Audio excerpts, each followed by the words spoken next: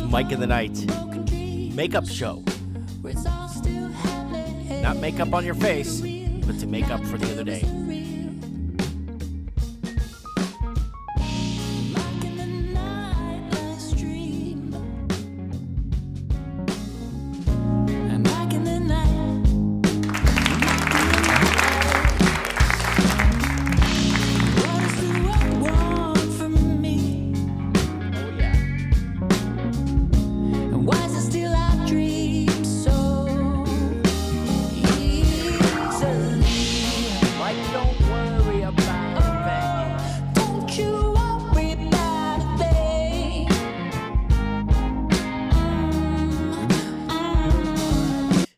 Today is Monday, November 21st, 2022.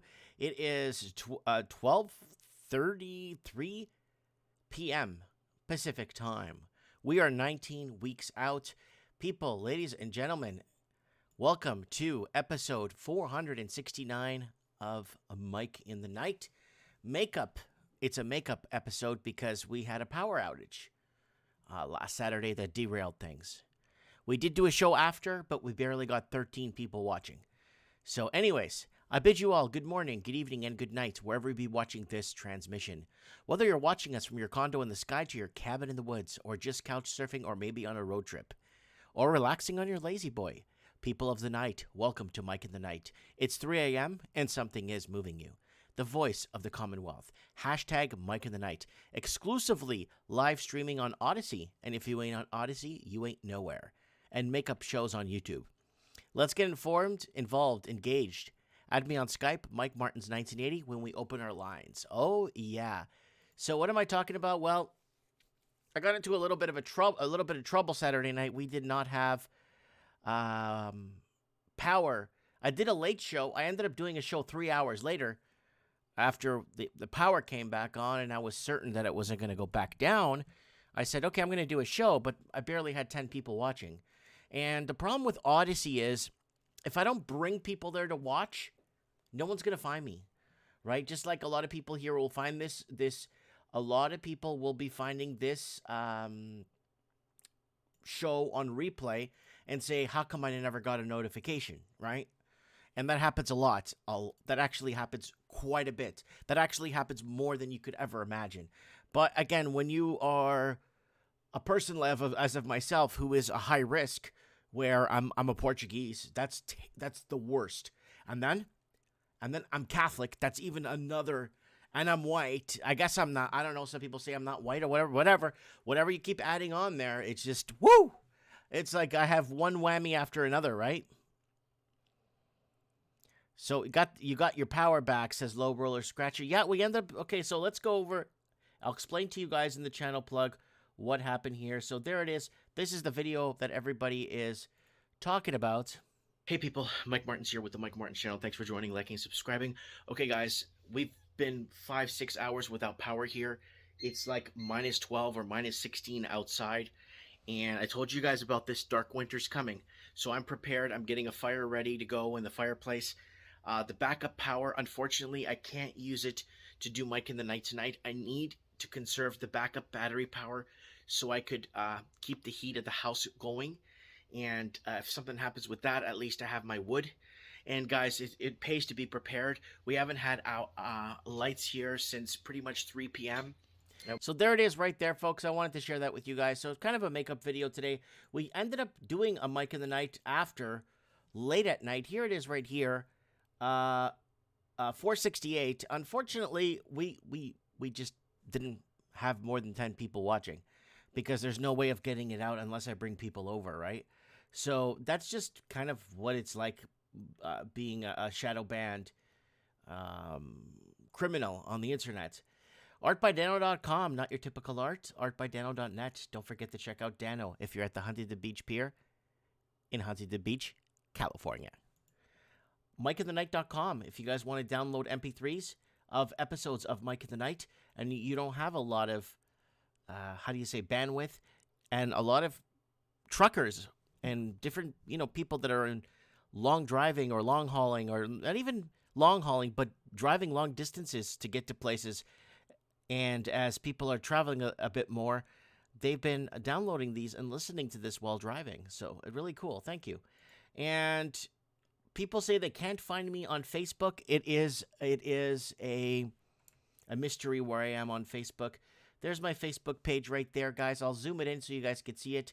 Unfortunately, I just can't be found. I have a lot of people complaining that they can't find me on Facebook, no matter what.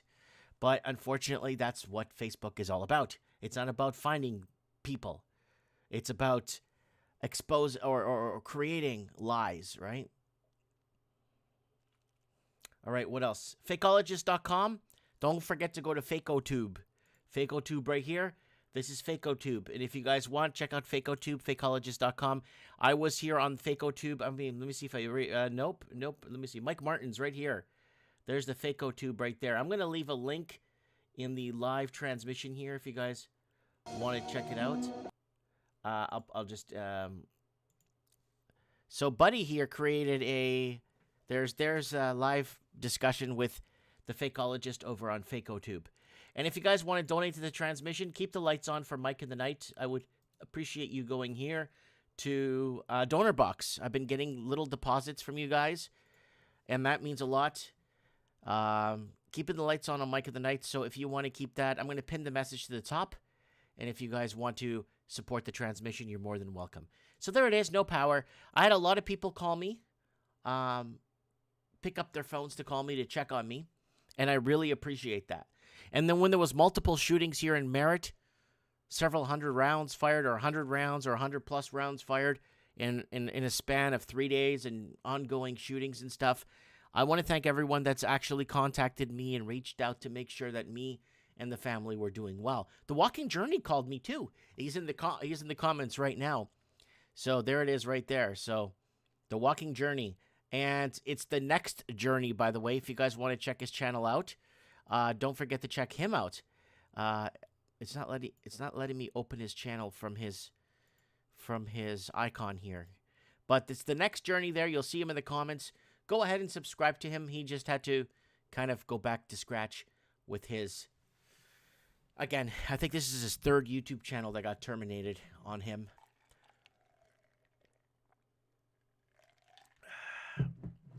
Okay. So... we got the photos here. I got Joe Pesci ready to go. Ric Flair. I got Arnold here. I love Arnold. This is me, Arnold Schwarzenegger. And we got Joe Pesci. We're not gonna hurt you. Oh, yeah, it's a typical Mike in the Night. Oh, yeah. Okay, so what's going down? There's a lot going down, so let's get to it, and let's get to some headlines on where it's happening, how it's happening, and how it's affecting our lives. All right, here we go. Let's go to the channel discussion section here, and no matter how good or bad your life is, wake up each morning and be thankful you still have one. Oh yeah. Celebrities cope and seethe after Elon Musk restores Trump's Twitter account. A tragic day for America. Yeah, this is an absolute... I don't know who any of these people are. I think I know this guy from somewhere. I don't know any of these people. I really don't know. People are like, oh, you don't know this guy and that guy and that. I don't know who these... I know Donald Trump. I don't know who these people are around here. I've never seen them before. I've seen this guy. I think he was in a movie with Arnold Schwarzenegger. I think he was. This guy right here.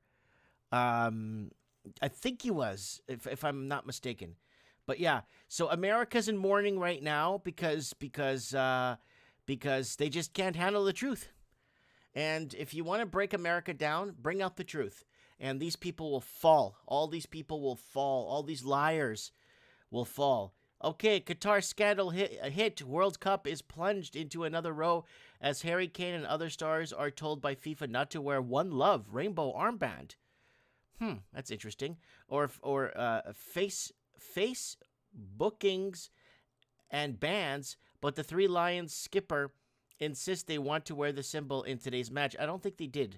I think they were forced not to wear it. Federal worker compensation hits $55 billion annually, reports PBO. So in Canada, we've been talking about, and I wrote up here, what have I been saying for ages? For ages. See, I can't spell. The damn public sector obligations, the same federal governments that sold us out are now getting these worker compensation in the billions. Because if these people in the public sector, a lot of them that are like government workers, if they had to actually go out and get a job or start their own business, they couldn't do it. But when they come to your business and tell you how to run your business and what you should be doing because they have a degree. Now, you're going to hear it here first, and hopefully a big channel picks it up. Those who can do, do. Those who can't do, work for the government. The saying used to say, those who can do, do. Those who can't do, teach. Right? Well, if you can't make it, you're going to teach, right? But those who can do, do. Those who can't do, work for the government. So,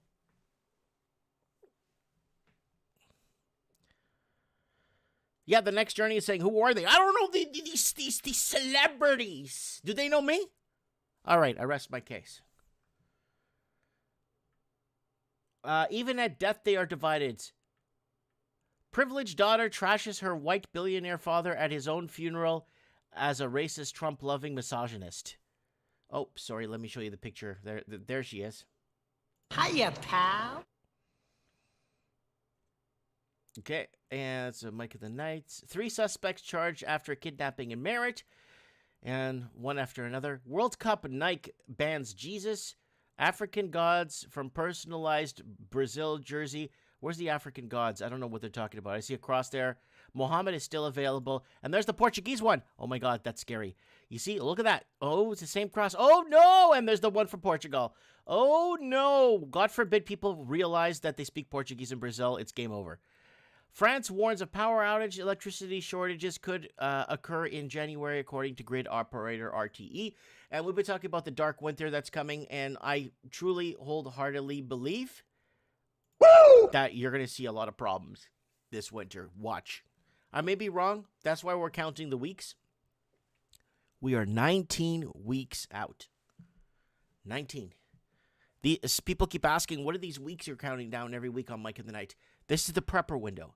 This is the time we have until spring hits. And we could renormalize back and regroup and figure out what's going on. The winter, it's cold. It's like minus 10 outside of my house. It's freezing. And once they go for the power, oh yeah, they come for the power and they come full blast. Because that's the way they could get us, is by taking out the power. You can't buy gas. You can't go to an ATM machine. You can't grocery shop. Your ATM won't work. You got all kinds of problems, right? Yeah, and they've warned us about price rising. Yeah, we've warned you guys about inflation here on the channel. Let's check our channel time machine and see our earliest inflation video, or watch what do we got here? What do we everyone's warning about inflation all of a sudden, but inflation crisis. Here we go. 7 years ago, wages not keeping up with inflation, housing out of reach, a working poor society in the West. There you go. We've done it all. Oh yeah, we've been there. Food prices out of control, inflation kicking hard. Australia interest rates go up 3 years ago. All right, let's get back. All right, let's go into some headlines. What are we talking about today?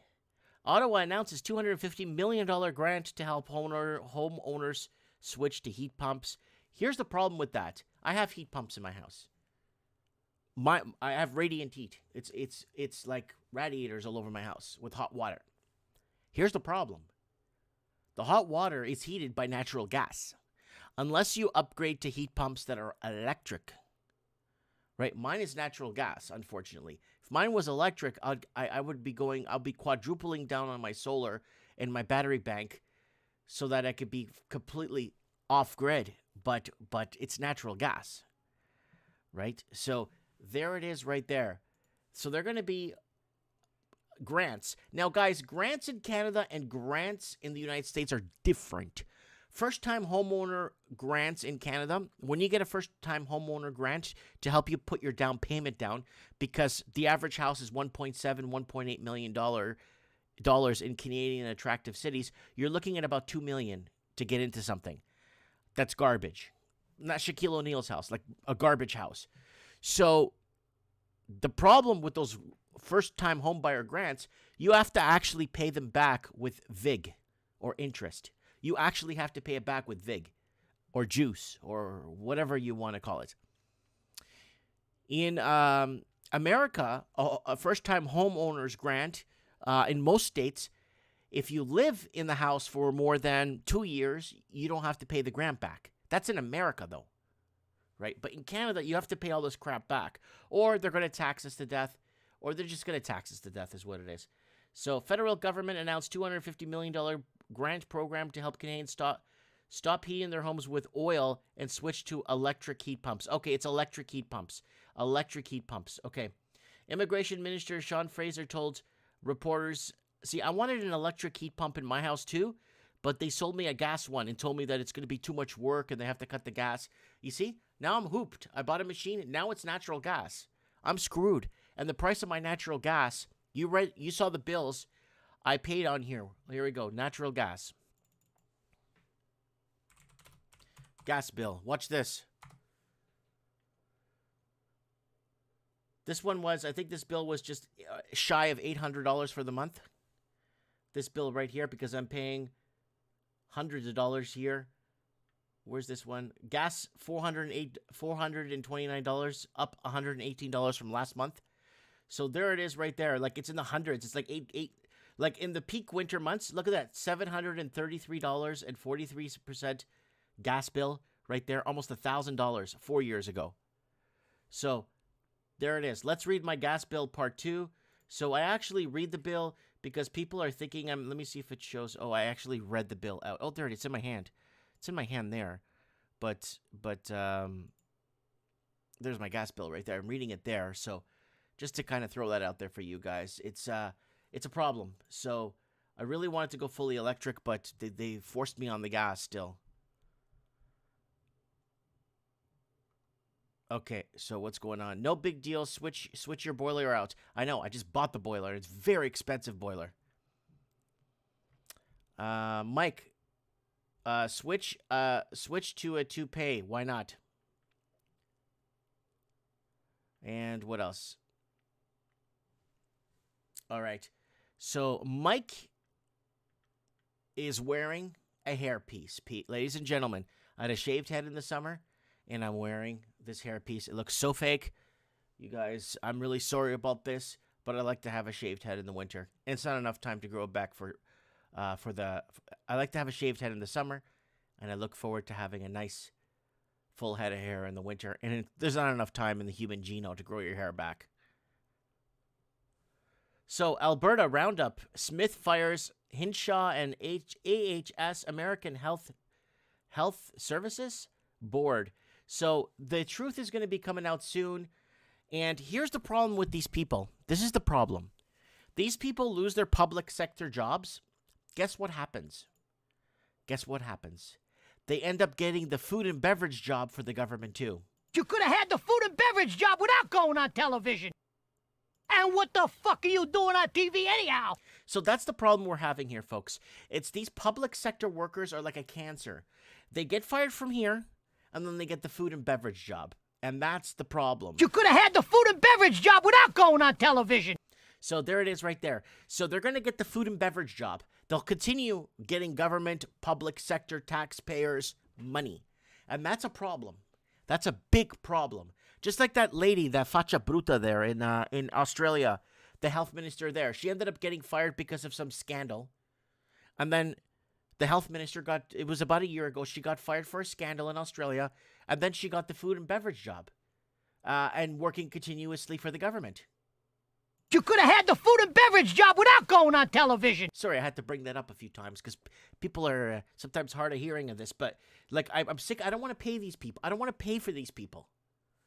That's the problem with taxes. Taxation without representation. Okay, U.S. to extradite. Embattled FTX ex-CEO Sam Bankman fired from the Bahamas. So this is the crypto scam thing that's going on. BitConnect! What's up? Is there any more shit we could pile on to the top of the outcome of this case?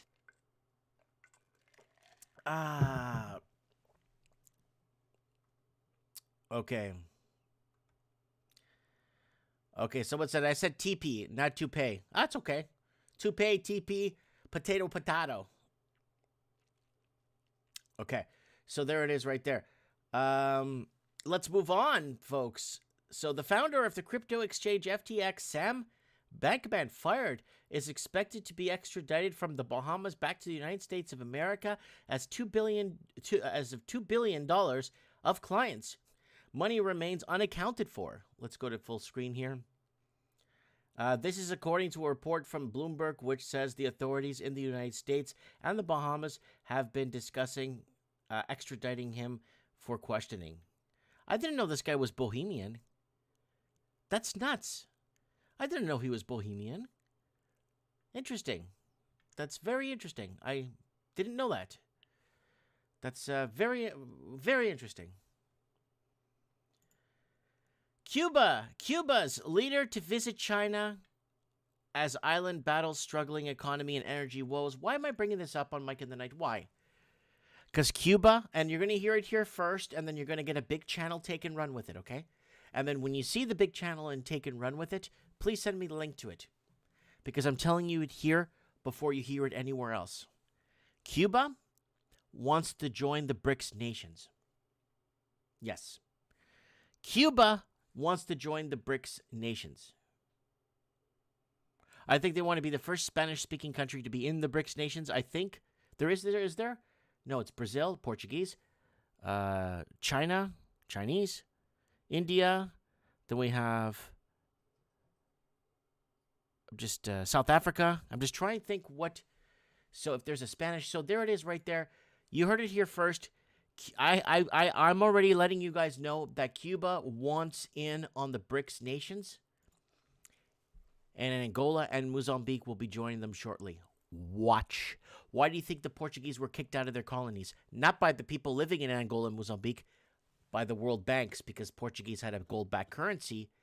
But Mozambique has the second or third biggest natural gas reserve in the world, natural gas. And Angola has one of the biggest oil reserves. East Timor, biggest oil reserves. And Australia went in there arming the Indonesian people to murder the Catholic East Timorans, Portuguese-speaking, and in East Timor, right? Ricky Ricardo, hey, what are you doing? Mike in the Night on Monday. Are you hot? I mean, poisoned? No, of course not. If you were at the beginning of the show, you'll know why we're doing this episode today. All right. Me and my husband were just commenting like an hour ago. Wow, I don't think I've seen Mike in the Night and like over a month in the notifications. Are you here? Yeah, we're here, but we're on Odyssey every Saturday. We can't do Mike in the Night on YouTube. And on Odyssey, we have pre shows that we try to advertise to you guys to come over there. And when I'm on Odyssey, I'm also shadow banned. So it's really hard to, because I got 10 people watching the last Mike in the Night last Saturday. We've been doing Mike in the Night steady right through. We haven't missed. I think we missed one Saturday 3 years ago, and that's it. Oh, and then one Saturday when I got married a few months back. That's it. Okay.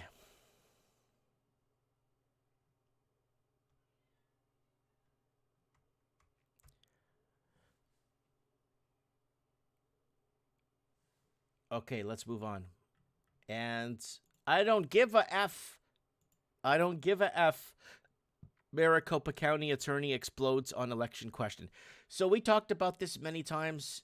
Maricopa County is the second biggest voting district in the United States of America. And it is one of the biggest battlegrounds in the United States that make or break pretty much a good percentage. It makes or breaks the election, basically, in some perspectives, right? Right. So what's going on? Well, obviously there was a lot of election meddling and machines going on the fritz and all kinds of stuff, and they didn't have paper or Xeroxing machines. And so there it is. The volunteer said He wanted that Maricopa County was being cooperative as the final vote count in the governor's race is still not complete, with Lake trailing Democrat Katie Hobbs by less than 18,000 votes with more than 95% tallied. But there's a lot of stuff that's going on, and these lunatics are always going to win office no matter what. No one's going to vote for them. Here's the problem. No one's going to vote for these people, but they're still going to win. Just like Macron and all. Oh, yeah, I asked you guys this. Let's go back to this real quick. I asked you guys something, and I was pretty teed off at this, actually. Let's see if I could find it here. Where is it? I don't know how far back I went. No, actually, it wasn't this far back. So YouTube might have taken it down. Hold on. I think YouTube took it. I think they probably took it down. There, okay, perfect. Right here. This is what I wanted to.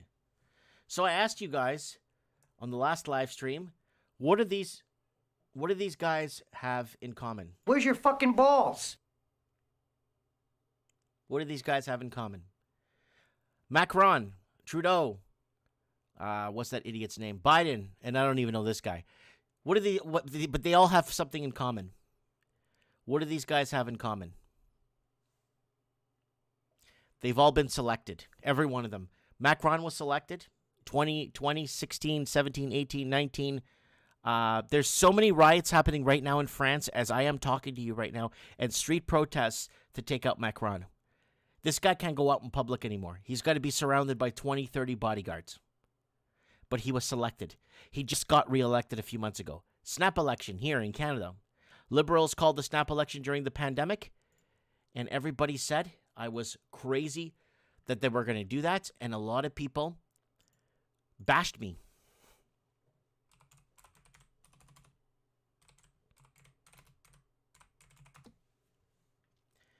Liberal government will call snap election and win. It's all rigged elections worldwide. So this is 2 years ago.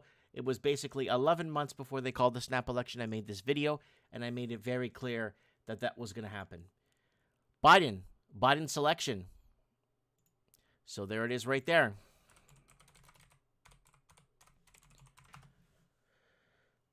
Say hello, Biden selection, say hello to Amerifornia, and what was going to happen when Biden got selected.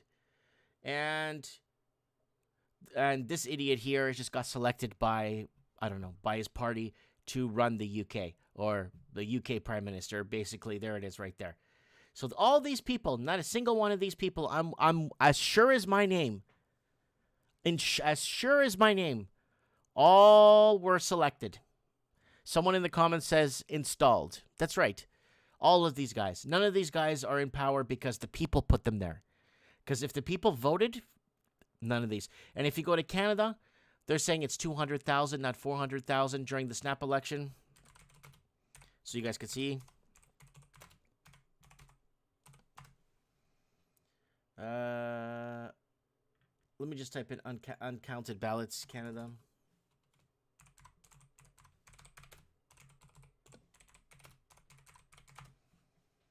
So they're saying 205,000 uncounted ballots, 200,000 in some regions of Canada, some of them 100,000. This one is 570. Oh, this is Arizona. Sorry, this is from a few days ago. Why 570,000 ballots remain uncounted in Arizona governor race.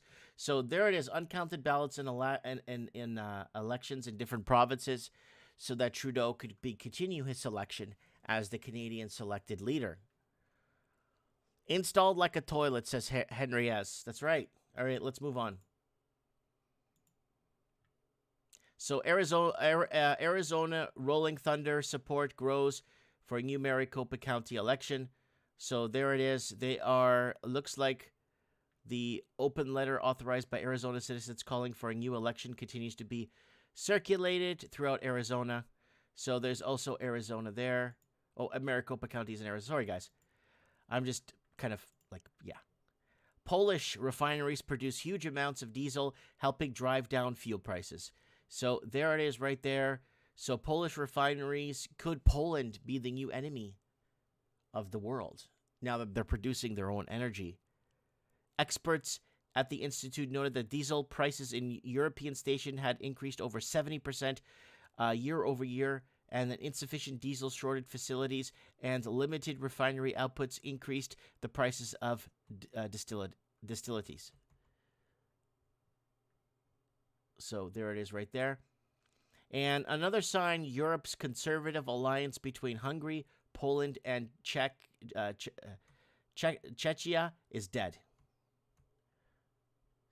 So there it is right there. And this is something we actually talked about a few months back, that the alliance is going to be taken out. Anyone that's pro-borders, pro-border protection, pro-life, keeping the sovereignty of your country and the way of your country alive and the way of your people alive, they won't survive. They're going to find ways to take them down, right? I'm pro-life. I'm pro-culture. I'm pro-my culture. I'm pro-teaching my kids my culture and who they are, where they came from, right? All right, let's keep going here. And more weapons for Ukraine needed before peace talks, says NATO chief. So this was reported about an hour ago. So they're going to send more weapons to the Ukraine. The conflict between Ukraine and Russia will likely end the negotiations, which is now why Kiev needs to be supplied with more weapons. NATO Security General Jens Stoltenberg has claimed, we all want this war to end, Stoltenberg said in his speech at the 68th annual session in the NATO Parliamentary Assembly in Madrid on Monday, adding that it matters to the U.S.-led military bloc how exactly the conflict concludes. We need to realize that this war most likely will end at some stage at the negotiation table, but we must also know that the outcome of those negotiations totally depends on the strength on the battlefield, the NATO chief argued. Do you guys remember this? You guys remember this from 2012? Remember back in 2012, what was happening there with Ukraine and Russia and all this stuff? Do you remember? And do you remember, please, sir, may I have another plug? Do you remember that video I made? I made an analogy where basically, what if China was best friends with Mexico? And I heard this analogy on Alex Jones too. I heard the same analogy the other day. Somebody sent me the link, says, Mike, he's using your analogy. What if China was best friends with Mexico and they started building up armaments and test facilities and all kinds of bizarre chemical testing areas and all kinds of stuff on the U.S.-Mexican border? What do you think the Americans would do to Mexico? The Americans would just go into Mexico. Well, they were doing the same thing on the Russian-Ukraine border and basically creating these troubles since 2012.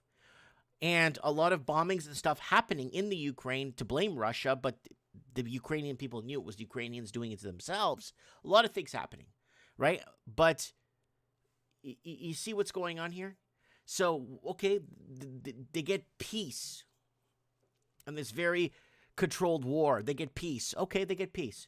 But then what does that mean for Russia's sovereignty and its border?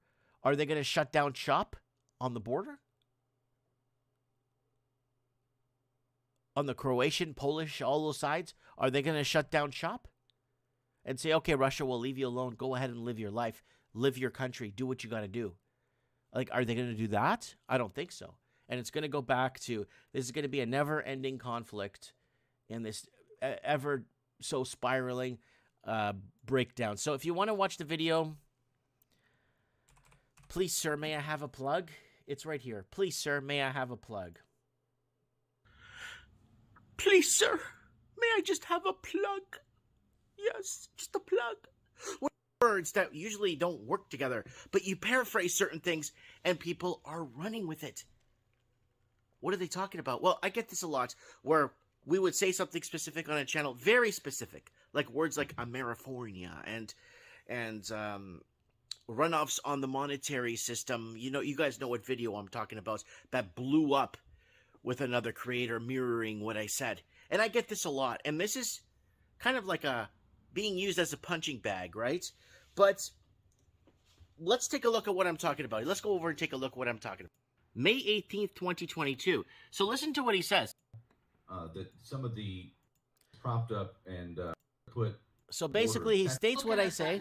Think of it like that. What would America do if Mexico started building missile silos on their Mexican side, and building Star Wars missile defense systems on the Mexican side. But it's being funded by China, though. China is supporting Mexico, bringing in body armor and troops and this and that, and organizing and giving them free tanks to run along the Mexican-American border. What do you think America would do? The same thing that Russia's doing now. I know there's a lot of history behind this. There's a lot. So guys, thanks for sending me these links. You don't have. So if you guys get links from other channels taking our word salad and sending it out there like they're heroes, bring it back to me, guys. I love watching these. I love watching these. All right. So where were we? No mercy. Where do you go, my lovely? And what the fuck are you doing on TV anyhow? Elon Musk states Alex Jones will never be allowed back on Twitter over Sandy Hook comments. So Twitter owner Elon Musk recently doubled down on his refusal to allow InfoWars host Alex Jones back on the platform, blaming the broadcaster's comments about the Sandy Hook shooting for his permanent ban. And there it is. That recent tweet, Elon Musk stated once again an InfoWars host Alex Jones will never be allowed to return to Twitter. So there it is right there. And Turkey, Erdogan, threatens ground operation in Syria, Iraq to eliminate the terrorist threats. He has to do this because of the black market petrol. They need the petrol. They need the petrol to flow in. And that's why this is happening. It's over oil. If you guys haven't guessed it, it is about oil. Oh, yeah. What if I was just to kick the ever-loving shit out of you? So, Turkish presidents, again, another installed president. The remarks on Monday, a day after the Turkish military carried out airstrikes against Kurdish-led military bases in northern Syria and Iraq over a deadly bomb attack in Istanbul last weekend. So was this really from them? Like, see what I'm saying? So they're finding false flags. These are old false flag stories. You did a bomb in Constantinople. Now we're going to go back and start bombing your places. And in the end, follow the money. It all leads back to oil. And what's going on? Oil is big time. Big time, right? Look at the price of gas. Look at the price of everything. Look at America canceling drilling projects. Look at America canceling coal mining expeditions. Look at America canceling. America canceled over 30,000 drilling permits since the Obama. Since the, what's that idiot's name? Biden administration. Hold on, P-brain. So, anyways, let's move on here. We don't got much people watching. I know what's going to happen later is people are going to be messaging me saying they never got a notification. Oh, remember this other piece of garbage here? Remember this piece of garbage? So, Dan Andrews, Facebook sugar daddy. So, what's going on? It's election week for Victoria. Okay, that's in Melbourne. That's in the city of Melbourne is in the state or the province of Victoria in Australia. So we can expect some pretty strange stories to pop up. So this guy is basically, again, going to be selected in another selection here in Australia. And humanity hits the 8 billion mark. I don't believe that we have 8 billion people on Earth. The same people that told you about... the same people that told you about Methane Protection Act in the 1800s, the Ozone Protection Layer Act in the 1980s, the acid rain in the 1960s, the what's the other one there? The global warming in the 2000s, that Florida was going to be underwater, and then what was the other one? Climate emergency. Those people telling you that meat's bad for you, that vitamins are no good. The same people that have told you and written histories of all these wars and what they feel we should feel that understands that happened or what happened in the past. The same people that told you this whole evolution, we've evolved from monkeys and stuff. The same people that sold you all these fairy tales the last, I don't know, since recorded history or since history has been deleted and destroyed. Now they're telling you there's 8 billion people on the planet. I don't believe that at all. I believe there's a couple of billion people on this planet. I don't believe there's 8 billion. I do not believe it. Oh, but look, China says this. So what? China lies. India says this. So what? I don't care what they say there's 35 million people in Canada. I don't think so. I went to Vancouver not long ago. It was an empty shell. You see a couple of tour buses. It's empty shells. All the Canadian cities are unaffordable. The average house in an attractive city in Canada is about $2 million. You tell me we're overpopulated? Oh, there's not enough housing. It's a supply and demand issue. Fangulo supply and demand issue. Like 1 out of 3 homes, 1 out of 3 units in Canada are empty, owned by foreign investors. There's no supply and demand issue. Bullshit.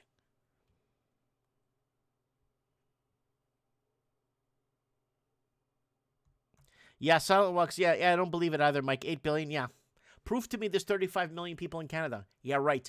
The death rate is higher in Canada than the birth rate because remember that piece of crap, what's that guy's name, that was on the news the other day?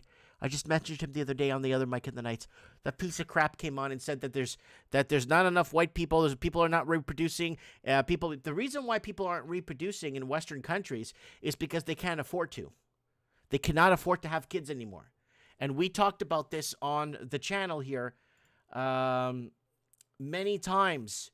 Let's see if video comes up. Middle class, yeah. If talking about Canadian middle class, and basically talking about here how middle class is going homeless and disappearing. I'm just trying to see if I could find something where death to the big city 5 years ago. Look at this. Death of the big city by 2020. Major cities unaffordable across Western countries, minus red states. So they're 5 years ago. So how are we at 35 million people? What, the average person has $2 million to buy a house in Canada that you could buy in Alabama for 30 grand? No, that's the BS we're... So 43% of Americans say they're worse off financially since Biden took office. So there it is right there. So the reason why the population isn't going up in these countries is because no one could afford to have kids. All right. Let's keep going. COP27 ends in historical deal short of Europe's goals. Again, remember this piece of crap initiative that you try to throw out there? Delegates from the world's over agreed Sunday that the wealthier nations should provide loss and damage funding to the countries most affected by climate change. Oh my God. How many times do we have to go over this? It's up to the sun what the climate is on Earth. If the sun decides to wobble away, we're going to have a cold couple of years. If the sun decides to wobble a bit closer, it's going to get a lot hotter. And we're going to have more hurricanes. If the sun decides to dim up a bit, it's going to be, the sun dictates very heavily. I'm talking like 95% of what happens here on this planet. And the other 5% is volcanoes. Because once you get a good volcano with enough soot and ash in the ionosphere, it will block out the sun and it will affect the climate on the ground. It's 95% sun and 5% volcanoes, and the rest, there's no more rest. Because humans don't play enough of a destructive part. Even if we go to nuclear war, blow up the world, 500 years later, humans will resurface somehow and continuity will continue. But this is the problem. So, again, this climate change bullshit. So what do people in the West that can't afford to eat should move to a country that's affected by climate change so they can get handouts? Is that how it's going to work? Or are they going to launder that money and they're going to start lining the pockets of all these loser politicians that can't open their own business and make it work for themselves? Or public sector workers. Okay. Anti-government protests planned across Colombia. You don't see any of these news. This is from the end of October. I know we're at the end of November, but I really want to bring this up because it's very hard to find. Because, again, the puppet government that's put into Colombia is become a major problem, and the GST in Colombia has gone up several times. And in 2019, here, watch this. 2019, Colombia protests. So let's go to images. These are the protests in Colombia in 2019. So you guys could see that this wasn't about climate change. It was no confidence in governments. Don que no es mi presidente. There was no confidence in any governments that were selected. And then in 2019, people had enough. And remember what happened in 2019 at the end? During the Hong Kong riots, the French riots, there are the protests in Colombia. Because in 2019, I got to make this real clear. And the Western media was flipping that as climate change protests. The Western media here in the West, and Greta Thunberg was there, not in Colombia. Like, we need to enough. And she was there, and she was making sure that the front and center, the world was protesting because of climate change. But they weren't telling people the truth that it was no confidence in governments. Right? The trucker protest in Canada was no confidence in governments, period. It all boils down to no confidence. No, Mike, it was because they were forcing people to do this and people were losing their jobs. Well, you have no confidence in government then. That's what it means. In the end, the bottom line is no confidence. And that's what happened in Colombia in 2019 when they were protesting on the streets. Here's Lebanon. I'm just trying to see if there's other countries here. Every country. Look, watch this. 2019. Watch this. Brazil protests. There it is. There it is. And a majority of them were pro-Bolsonaro protests. They were pro-Bolsonaro. So there it is right there. There it is right there. There's the 2019 Brazil protests. Here, let's pick a country here. Watch this. 2019 Uganda. Let's look up Uganda protests. There's the protests in 2019. No confidence in governments. 37 killed in Ugandan protests. Here, let's pick a random country.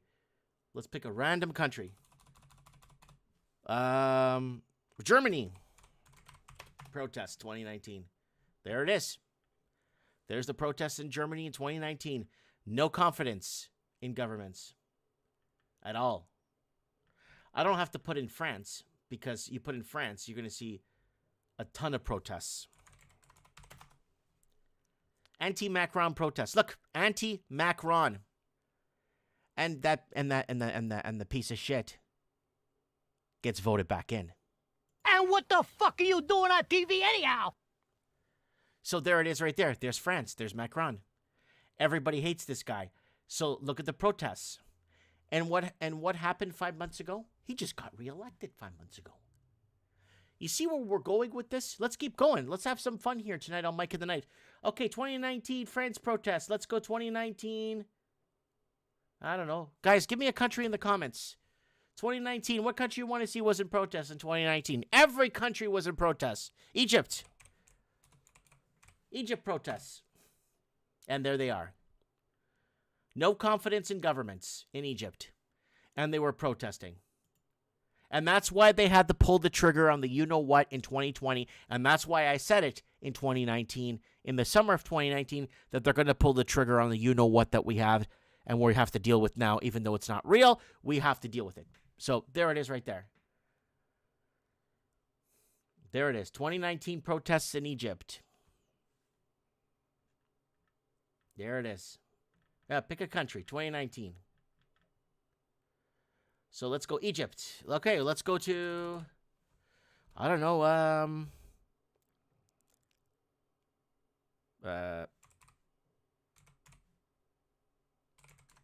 think I spelled that wrong.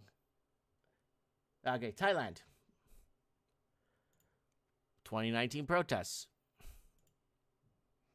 And no, they weren't protesting climate change. No, no, no, no, no. Not at all. Not at all.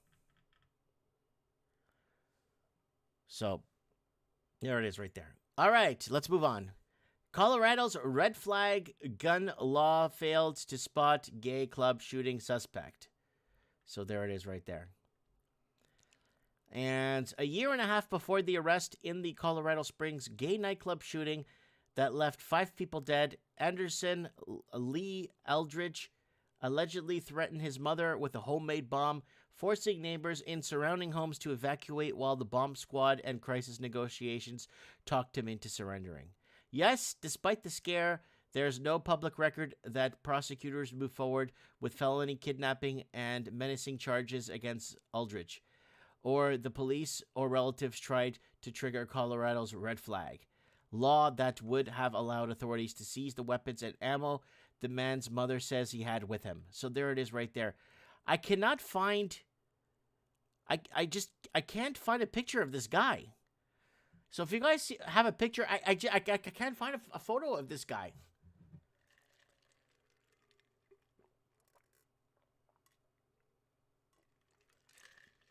If you guys could check, I'd really appreciate it.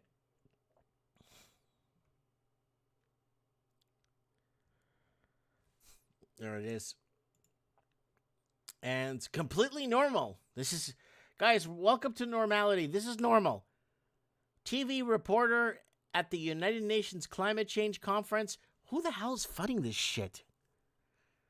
Who the hell is funding this shit? United Nations Climate Change Conference collapses during a live broadcast. So, where was it? I think I had it open. Here it is.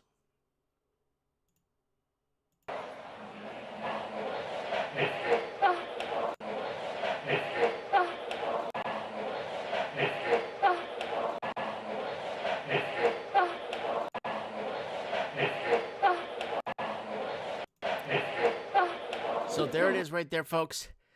And this is completely normal. So nobody worry about this. TV reporter, United Nations Climate Change, of all places, the fakeness doesn't end. And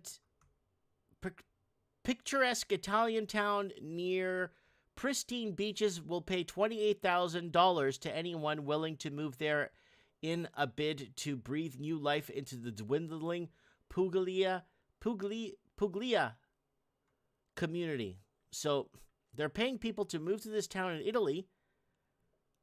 Here it is there at the heel. I guess it's inside there it is right there, by the beaches, to move and bring life to the old town. Now, they want you to buy a house though. So what's the price of a house? We're offering 30,000 euros to people willing to move here and buy one of these abandoned dwellings, Alfredo Palacine told CNN. But what are these abandoned buildings like? I mean, you know what I mean? You know what I'm going with here, right? Are they going to be like a million euros, 100,000 euros, or 5,000 euros? And there's a small town right there. But the problem that is there, like, I would, like, if somebody offered me something like this, I would move to a town like this if the people were Italian, if the people that live there are Italian, right? I don't want to move there and then realize that there's no Italian people there, right? If I move to Italy, I want to live with Italian people. If I move to Portugal, I want to live with Portuguese people. I move to Germany, I want to live with Germans. I don't want to move there and then realize that they have some major issues going on there and they're trying to, bring in people and, give them a fresh start, bring your money, buy a house type of thing, set yourself up. You get what I'm saying? If the people there living there are Italian, then I would be 100% up for something like this, right? Because then you're eating Italian food, you're in Italian culture, and people are speaking in Italian, right? But the problem is a lot of these cities or towns in Europe are facing a lot of underlying issues, right? So just wanted to throw that out to maybe take a vacation and go see city council there, walk into the city council. If it's a dead town, you walk into the city council and ask questions, right? All right. And what? Oh, that's the channel time machine. All right. So what is going on, guys, in your neck of the woods? Let's turn to some comments here. What do you guys have going on?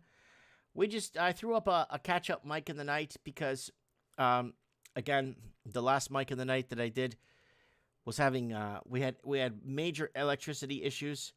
Here it is, folks. Hey, people. Mike Martin's here with the Mike Martin Channel. Thanks for joining, liking, subscribing. Okay, guys, we've been 5-6 hours without power here. It's like minus 12 or minus 16 outside. And I told you guys about this dark winter's coming. So I'm prepared. I'm getting a fire ready to go in the fireplace. The backup power, unfortunately, I can't use it to do Mike in the Night tonight. I need to conserve the backup battery power so I could keep the heat of the house going. And so there it is right there, folks. I just wanted to share that with you guys and why we're doing Mike of the Night. I ended up doing a Mike of the Night on Odyssey. So, guys, we are live on Odyssey every Saturday nights, okay? A lot of people are like, we can't find you. Are you still doing your shows? Where are you? No, we do Mike of the Night. There's the last Mike of the Night right here. Hold on, right there. But nobody ended up viewing it because nobody knew we were live, and you have to bring over people to Odyssey if you want it to work properly. And there's the Mike of the Night 467 was really good. I like this one. 465 was really good. Yeah. 465 was really good. And then I think 464 we had the Raven on too on that one. I think that was a pretty good one too. But all the Mike of the Night episodes are in existence, and all of them are on, if you go under playlists, I think you could find them here on Odyssey. It's showing 168 episodes here. I have to go through it and find more to put into the carousel here of episodes of Mike of the Night. All right, guys. So where are you guys at today? Where are you guys at? Let's go to the comments. If there's anybody out there. Unfortunately, a lot of people are just not getting notifications. A lot. And it's becoming a problem trying to get people out to shows, right? And so Alan Howick is saying, how do you get reelected? How could Dan get reelected? Who's voting for? Again, it goes back. No one's going to vote for these people. Nobody wants these people. But they still get voted in because they're needed to fulfill their bullshit narrative, right? And it's falling apart so bad. You know? So, and today it took me a long time to pick up American currency today. I went to the bank to pick up a little bit of currency for emergencies in case something goes down, right? And I'm there, and I'm waiting in line. I finally get to the teller, and the teller tells me, "Oh, sorry about that. Well, I don't know. I don't do the currency thing. So you have to go when I'm done with you, and you do what you have to do with the bank. Then you go back in line and then buy the currency from this other teller because I don't do it." So I go back in line, wait my turn, go through again because the other teller couldn't do it. I get in. She's like, "Okay, you're going to have to take a seat. It's going to take me some time." Okay. Then I go sit down and I wait. Finally, she calls me back, gives me a little bit of currency here. So I save a little bit, just for emergencies, a little bit of US dollars in case the poop does hit the fan or there's a major emergency and I have to leave the country. I can. It's possible to. I don't have to worry. You know what I'm saying? Yeah. And that's the thing, right? That's the issue. It's really hard to. And then I was questioned on why I needed the currency, or what I was using it for. I'm like, to travel to the United States, and I had to sign a few papers. It's like, wow. Yeah.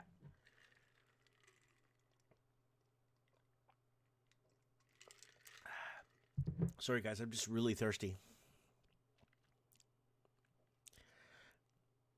Yep. So I guess people are just tuning in now and asking why I'm live now. And I've explained it 11 times already. Already through the show. So I don't want to bore people with the same thing over and over and over again. All right. Let's pick up here. What do we got here? Ooh. Let's go back to this because we had some pretty cool things here we did.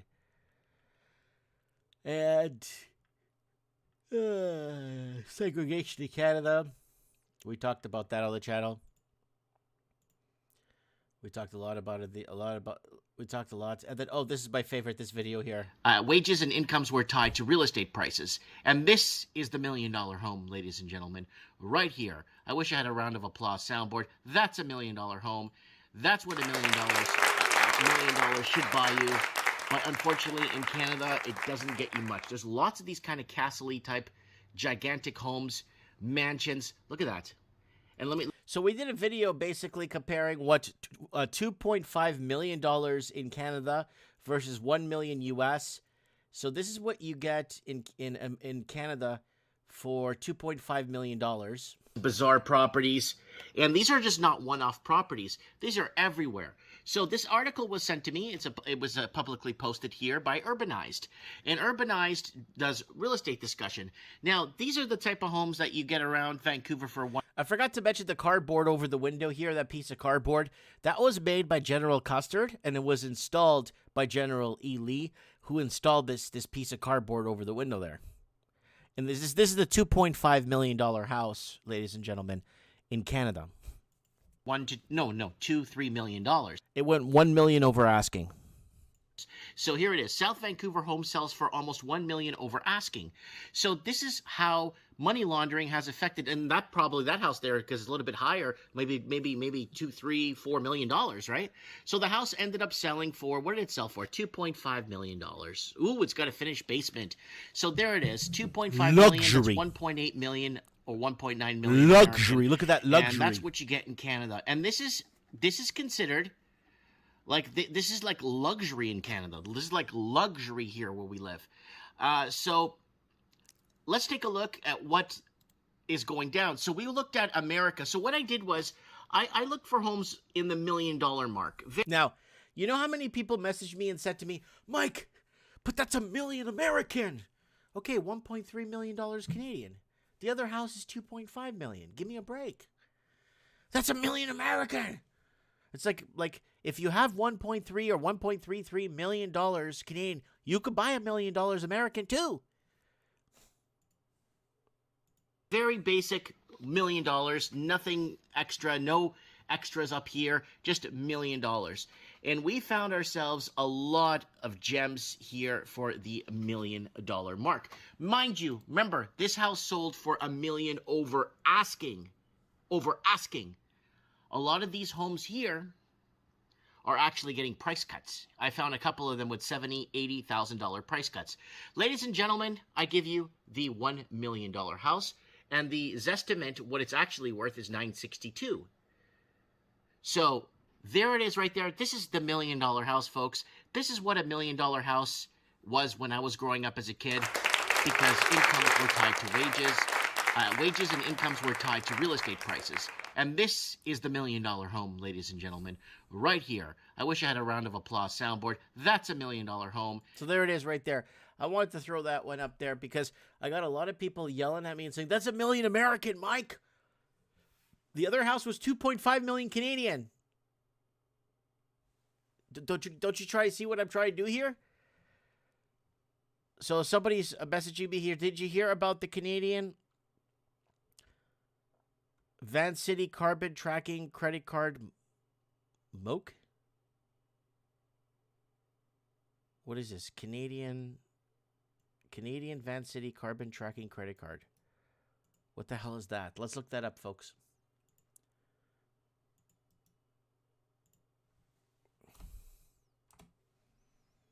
A credit card that counts your carbon footprint.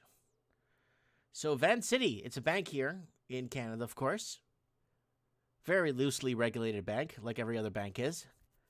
Vent City announces another first, a credit card that counts your carbon footprint. Vent City partners with that's probably another government outfit that's being funded by taxpayers' money, to be the first financial institution in Canada to provide a carbon counter on your Visa credit card. Oh my God. Van City is taking another step in its commitment to climate action. It will be the first financial institution in Canada to offer its individual and business members a way to estimate the CO2 emissions that come from their purchases. Holy shit. I should make an independent video about this. But some other channels probably already did it or is running with it right now as they sing this on Mike in the Night. So there it is. Wow, they're going to track your... Wow. So guys, brace for it. Other channels will pick this up. One of our viewers... Yeah, Van City is the bank. Yeah, I know Van City is the bank. It's a banking. It's a loosely regulated banking. Bank.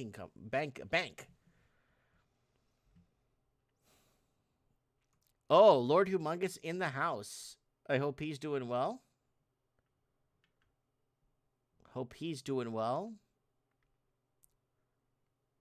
Someone saying in Toronto, you probably know this.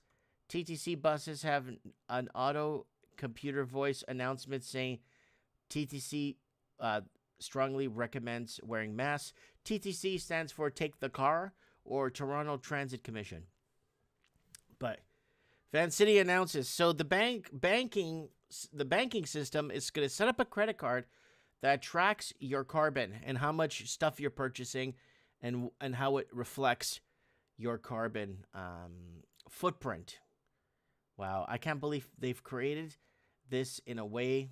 And what the fuck are you doing on TV anyhow? Right there. I should do it for this guy too. There he is. Here you go, guys. And what is he doing on TV? And what the fuck are you doing on TV anyhow? There you go. Yeah. I'm finishing the Humongous Hideaway. We should talk to you, Lord, and find out how you're doing, Lord Humongous. And find out what you're doing, how you been. We haven't had you on Mike in the Night in a long time.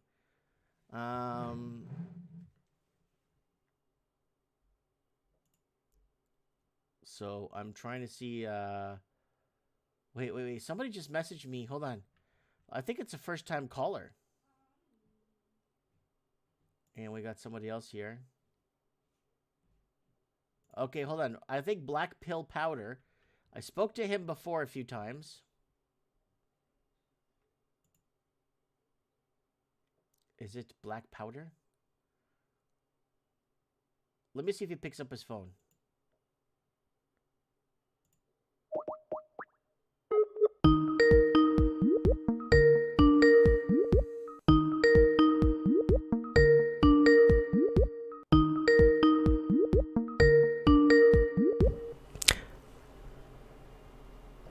You there, Mike? Yeah, speaking. How you doing, buddy? Not bad, not bad. This is Black Powder Pill, people. You see him in the comment section all over the place. And I just thought I'd give you a call because you've been commenting a lot on the show and commenting on a lot of things. So we are on YouTube, so we got to be careful what we talk about on here. Oh, yeah, I know. We're not on Odyssey, unfortunately. Tonight, I had to do a makeup show for the power outage there. Okay. That we had.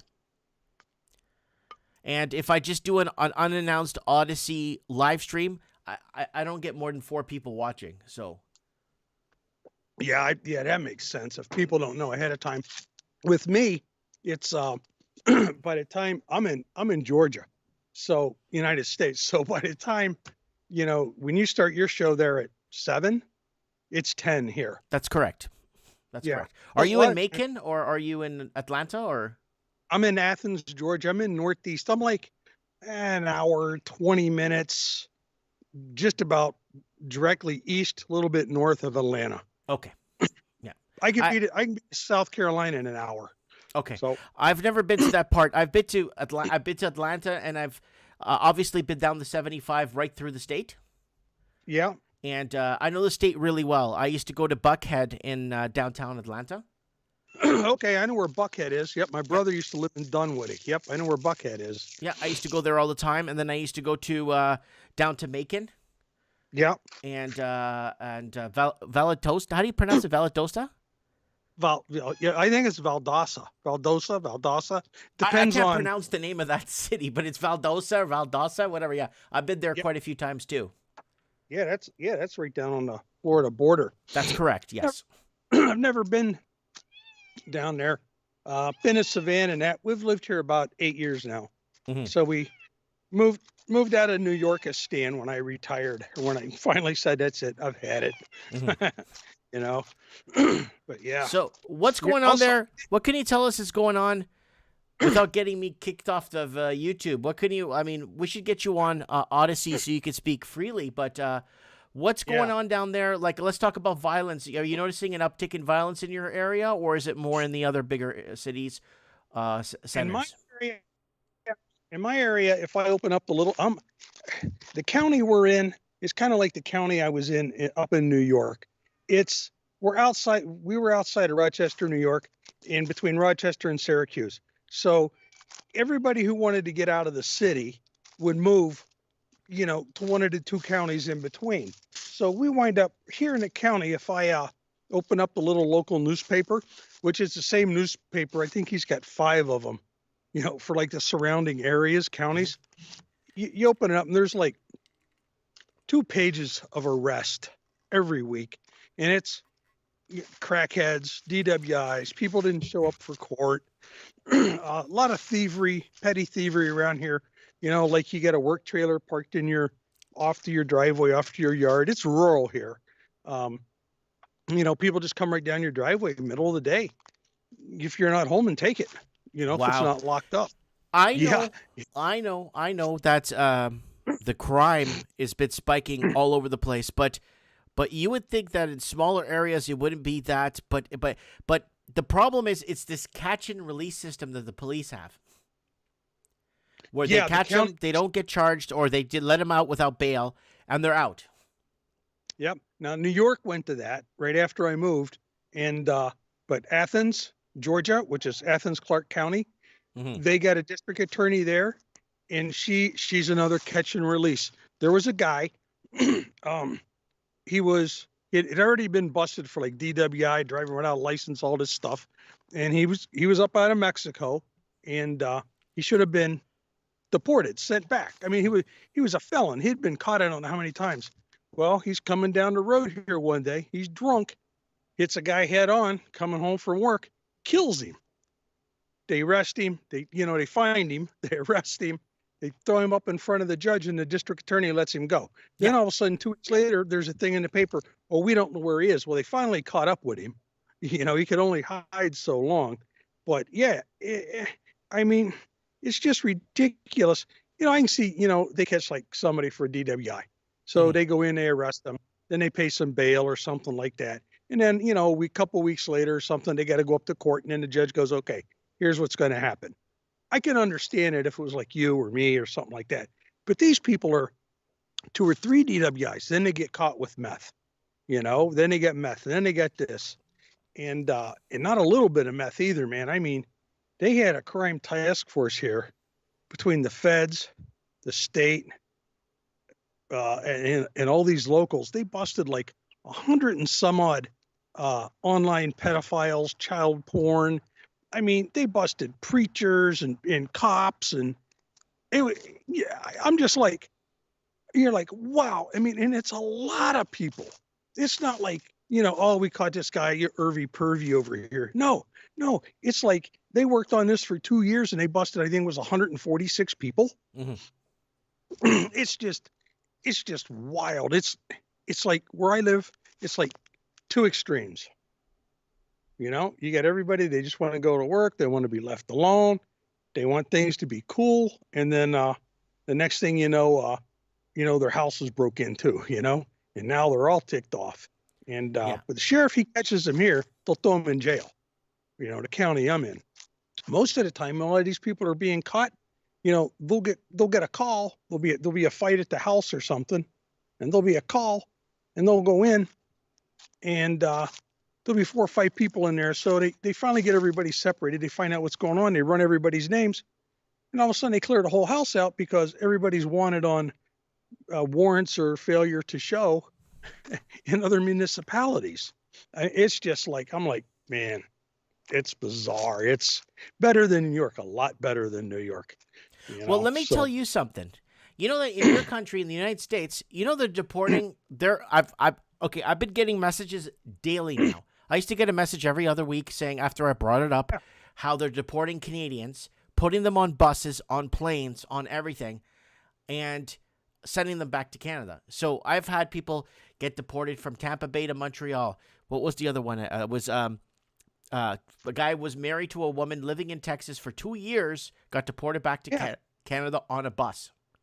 Man, for some reason, why is it in America they don't want Canadian people?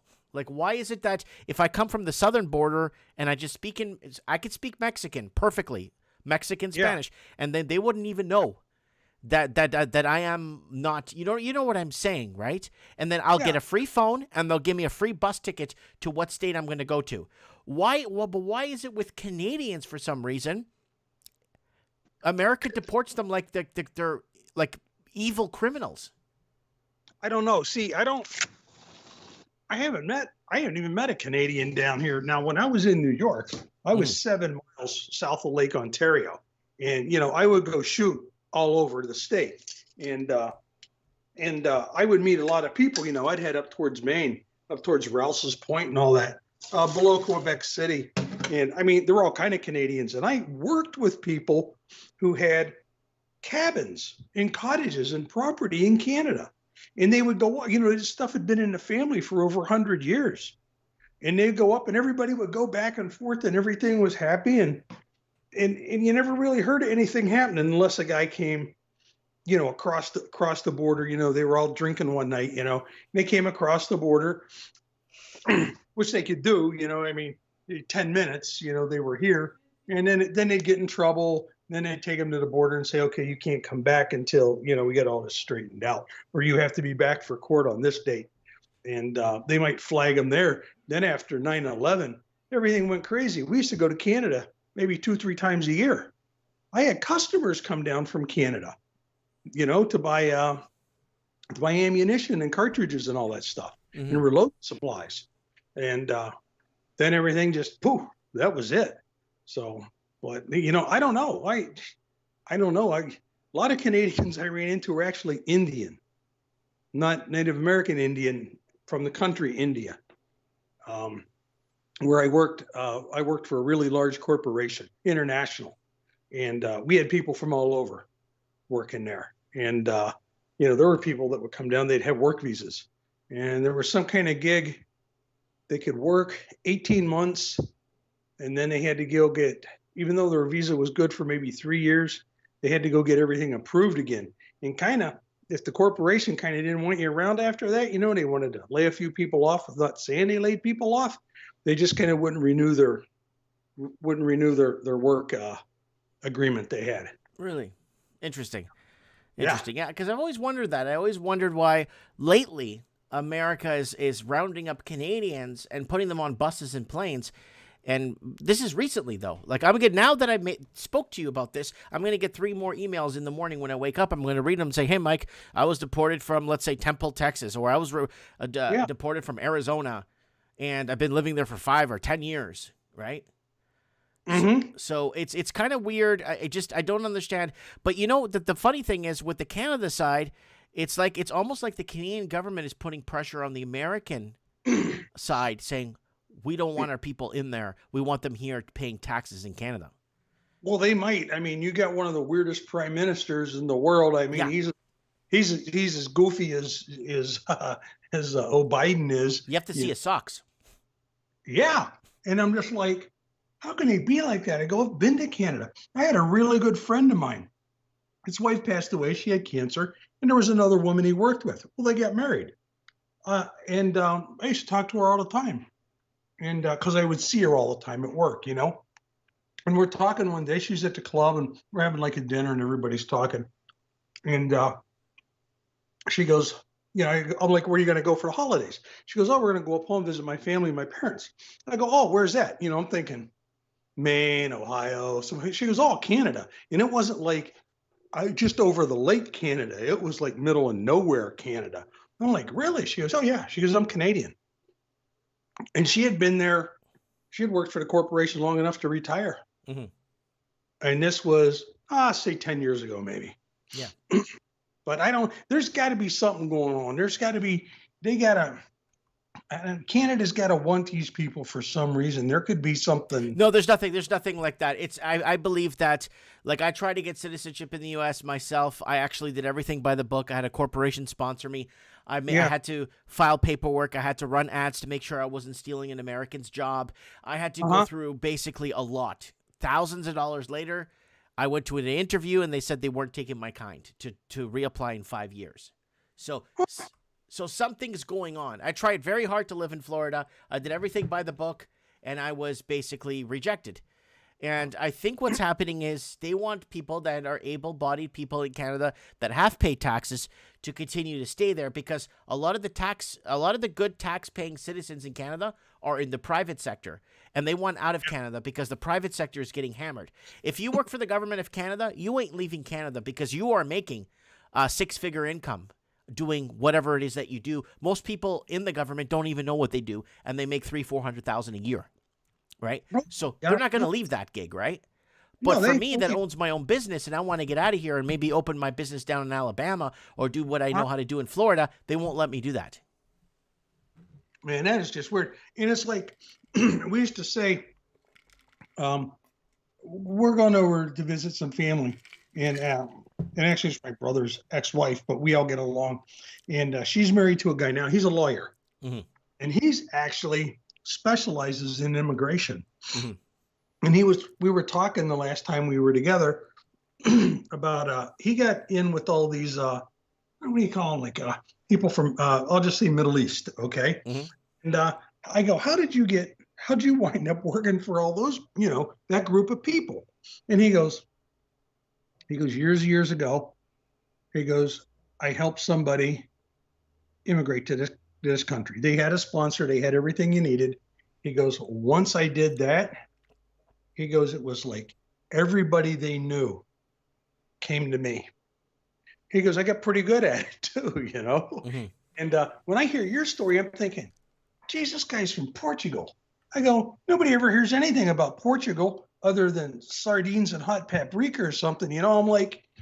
I'm just like, I have no idea. It's like they want the criminal element here or something, they want, I don't know what it is. I know a lot of people coming across the border now. I know they're not criminals. They're criminals because they came across the border without all their paperwork. But, there's a lot of people that are coming across, both ways, all the way around, that they're criminals. But we don't know that until something happens. Right. I just don't understand it. I just like, I see these people walking across the border and all these little babies and all these little kids. And I'm like, man, this is bad. My grandparents on my mother's side, they were Greek. Well, they came here. They came here after they were chased out of Turkey. Interesting. I keep saying to Americans, you want to fix your southern border problem? And they're like, well, how do we fix such a long border, such a long stretch? How do we protect it? Do the same thing you're doing along the Canadian side border. It's twice the size as Mexico, the border. And they have ground sensor radar. They have ground sensors. They got laser radars. They got SWAT teams that come out on the Canadian side. So if you're on the Canadian side and you're coming into America, they have SWAT teams ready to go to hunt you down, arrest you on the ground, and kick you back out into Canada. Well, I know. I had a friend that lived in Rouse's Point, and you can't get any closer to the Canadian border other than standing on it than Rouse's Point, New York. And they would go hunting and they trapped, and they're going up along. One time they get, they're on their four-wheelers and stuff, and they're going along, and all of a sudden, Border Patrol shows up, and they're like, what are you doing here? And they're like, we're trapping. Why?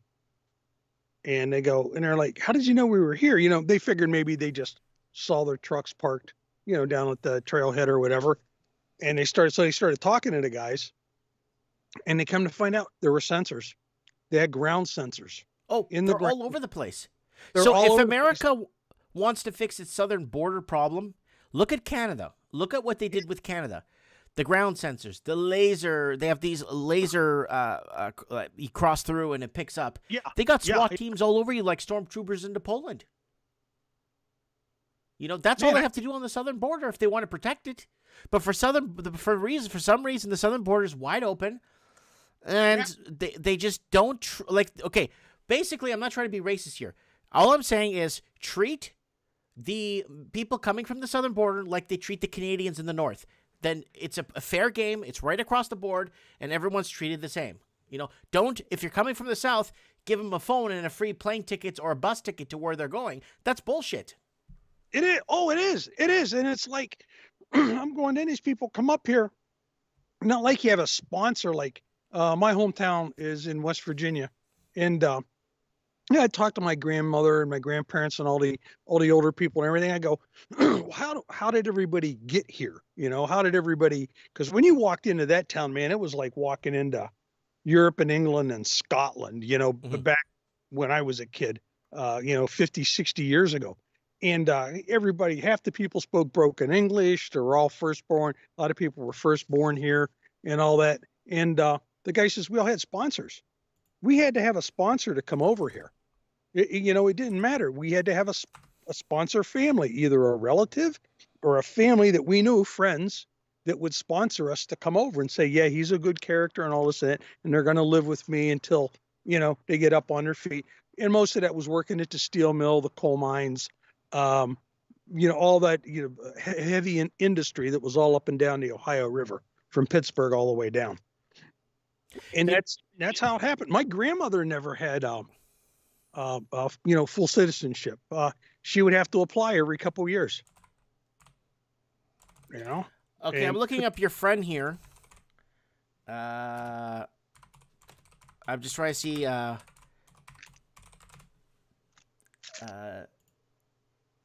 Here we go. So I don't know if you guys remember that Chucky Schumer, that piece of garbage, came on. Basically, he was my state senator. Between him and Never Hillary, they never did anything for Western New York. Yeah, the time they showed up was campaign time. Yeah. So until Republicans could find a way to turn out politically disaffected whites, they'll need to worry about hemorrhaging support with suburbanites. So what's happening? He's complaining that there's not enough working class. The white working class is not enough in America. The reason why the white working class is not enough in America is because they've been demonized, they've been polarized, they've been destroyed at the family, and not only that, they've can't afford to have multiple kids because they're not on support. A lot of these people are in the private sector, whether they're doing their own business or working for a corporation. They're not working for the government, so it's hard for them to afford to have kids. Yeah, it's tough. I remember when I was younger and we had our first kid, we were talking, there was like a formula you went by. I was in the service then. And it was like, you have a baby. Okay. And this is 1978. You have a baby. You can figure it's going to be $10,000 a year, and it keeps going up depending on what you have to do and, or what you have to pay for. And and now I don't know what that costs now, but I know I read an article, and the only reason I went for it is because Elon Musk mentioned it about people in the United States. They're just not enough of us. In fact, throughout the whole world, where they're not killing each other all the time. So women, that was this year I read the report. Women, the average age for a woman to have a baby now was like 27 years old. Of course, we know everybody that a lot of people have 16-year-olds that have babies, but it was like 27 years old, and it went up, and it showed how it went up. Every couple of years, it went up like a year and a half, 2 years. Well, like you said, nobody can afford this. This is very expensive. I mean, the price of homes, my neighbors just bought a house next to me here last year. They paid $285,000 for it. So that's a dream. Hold on. That's a dream for us living in Canada. Did you see the video earlier I was playing where what a $2.5 million house is in Canada? How the hell can a house cost that much in Canada? Christ, the lumber's right there. Did you see? But did you see that piece of crap? Did you see what the house looked like? It was a piece of garbage. You could buy the same house in Mobile, Alabama, for $40,000. My brother just moved out of Georgia. He finally got fed up with working, And my other brother and I, he was our youngest brother. We kept saying, dude, you got to retire. Shoulders are bad. Hands are bad. He was a printer. He'd been a professional printer running big presses all his life. And I said, man, you got to retire. Oh, I ain't like you and Brian, all this and that. And they're like, David, well, I got a text from him here last week. He goes, I'm now a homeowner in Alabama. Good for him. Yep, they moved to Alabama. They got a house. They got an older home. It's in a nice neighborhood. They got a little yard. He's like 2 blocks from the river to go fishing in that. He goes, yeah. He goes, I finally walked in one day. He goes, I couldn't take it no more. Yeah. He goes, the guy that was running the place was just a ding dong. He walked in, leaned over. He goes, I leaned over to boss's desk. His calendar was there. He goes, this is my last day here. And the guy goes, yeah, it's like a week and a half. My brother goes, yeah, it just worked out like that. It's my last day here. Yeah. Yeah. So he got out of Georgia. Yeah. So, well, Georgia, apparently there was a lady at my store not too long ago, and she was celebrating that Georgia is turned blue. It's a blue state. Thank God. We're going to have more free government subsidies. And I'm like, wow. Don't you understand? She's like, I can't believe it. In Georgia, when people get out of high school, they're already buying their homes. They shouldn't be like that. It should be more like Vancouver, where people get. This girl's from Georgia. She's from Atlanta. She knows. And she's like, oh, people out of high school are buying homes. That shouldn't be allowed. People should not be buying homes. It should be like in Vancouver, where they're in their 40s and 50s and they settle down to buy a home. I'm like, what the hell is that supposed to mean? yeah, I mean, really, people down here are still struggling to buy homes and that, out of high school buying a home. There's a lot of modular homes down here or pre-built. They're kind of like a trailer, but, they bring them in and they bolt the 2 halves together and you can put it on a basement or just put it up on blocks. And, but, that's crazy. Real estate here freaking doubled. Since California kicked off and the Californians and New Yorkans started moving to the red states for affordability, they've destroyed that. Oh, yeah. I got a friend that lives in Reno, Nevada. Mm-hmm. I talked to him for a few minutes today. And he's one of them people, you hear about that hernia mess stuff? He's one of those people. He's been messing with his for a year, trying to get it all healed. Anyway, he goes, you want a house here? He goes, you're talking $600,000. Again, but you know who that was? That wasn't the Californians. We were covering that actually on trends in the housing market a few years back, 4 years ago. It was people from Oregon and Washington State. When the Chinese came and started laundering money through the Biden selection and they started dumping money in Seattle when Vancouver, Canada put the foreign buyers tax on, that destroyed affordability in Seattle and pushed everyone to Reno, Nevada and Phoenix, Arizona. Yeah. He said these people come in from California. He goes, they got a house there that's he goes, an average home. He goes, nothing fancy. He goes, it sells for $1.5 million. They come here and see a $600,000 price tag on a house. They're like, I can buy this and not have to do anything. But gas is still $5 plus a gallon in Reno because of the taxes of the area he lives in. Mm-hmm. Well, it's a blue state now in Nevada, right? Yeah. Yeah, it's a blue state. Georgia, anything that turns blue turns to death. Everything dies. Georgia, it does. It's like a plague. Georgia is a purple state. Stacey Abrams didn't make it for governor again. In fact, we've not heard anything out of her since the election. So I figure she's going to get a job on the Biden administration. The former mayor of Atlanta, Alicia Lance Bottoms was her name. She was the mayor when all the riots, when they burnt the city here a couple of years ago. Yep. And I can't remember if she got unelected or they threw her out and appointed somebody. Anyway, she's dirty. All of a sudden, she pops up here a couple months ago. She's over there working in Washington, D.C. doing something. And I'm just like. They never get off the public sector, sir. They're always going to be on government support till the day they die. They'll never go like me and open a toy store and make it work. Right? Yep, never. But they'll go into toy stores and tell people how to run their business. Oh yeah. But they'll never run it. They'll never make a go of it for themselves. You see what I'm saying here? Oh yeah, I understand it. I used to deal with politicians all the time in New York because I was a president of a gun club and a president of a state association. and an officer in another group. I was in like a dozen groups. I was in Albany several times a year.